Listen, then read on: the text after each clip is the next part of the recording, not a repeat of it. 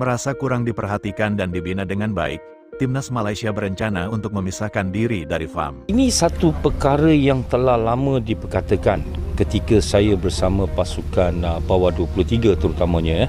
Bila kita tewas, saya telah mengatakan banyak kali tentang kita harus waspada dengan pasukan Indonesia. Jadi saya ni, kalau saya rasa saya tak bersalah, saya berani. Saya tak takut dengan siapa pun.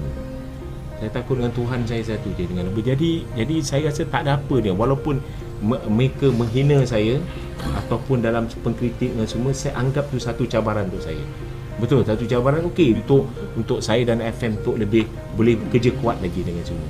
Kalau kita bandingkan sekarang antara pasukan Indonesia dan pasukan negara kita, mengambil pemain warisan tidak salah. Sebaliknya di negara kita hanya mendapati pemain warisan yang bermain di negara kita. Jadi adakah itu membantu?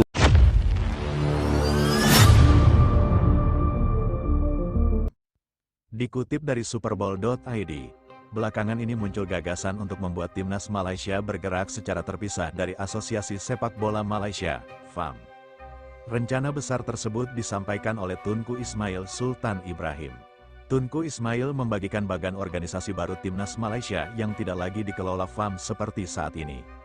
Pemilik Johor Darul Ta'zim, JDT, itu membeberkan dokumen bertajuk Strategi Skuad Nasional di Instagram. Terkait hal ini, Konfederasi Sepak Bola Asia, AFC, buka suara melalui Sekretaris Jenderal Datuk Winsor Paul John.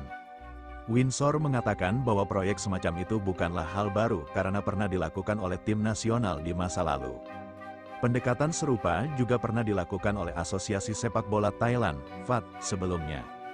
Oleh karena itu, ia menegaskan bahwa AFC tidak akan menghalangi Timnas Malaysia untuk bergerak secara independen.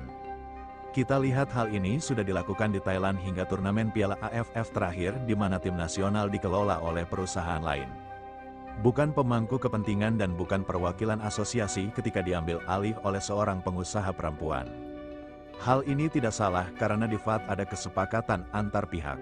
Sama halnya dengan FAM jika ada kesepakatan dengan pihak manapun, kata Winsor, dikutip superbowl.id tribarian.com.my. FAM sudah pernah melakukannya sebelumnya pada tahun 1997.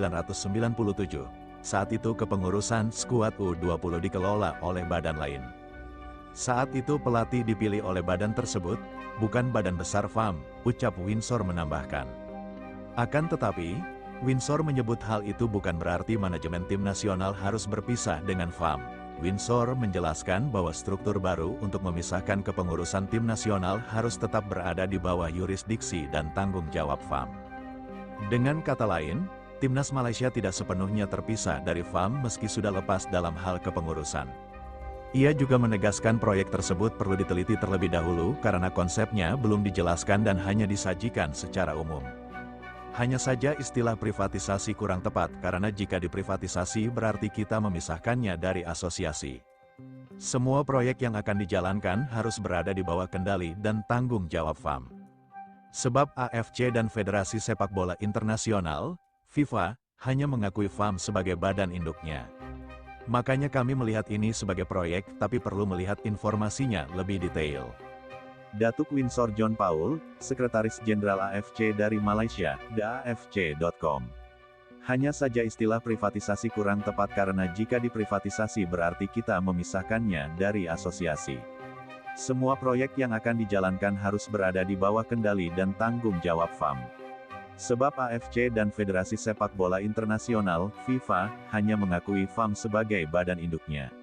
Makanya kami melihat ini sebagai proyek tapi perlu melihat informasinya lebih detail.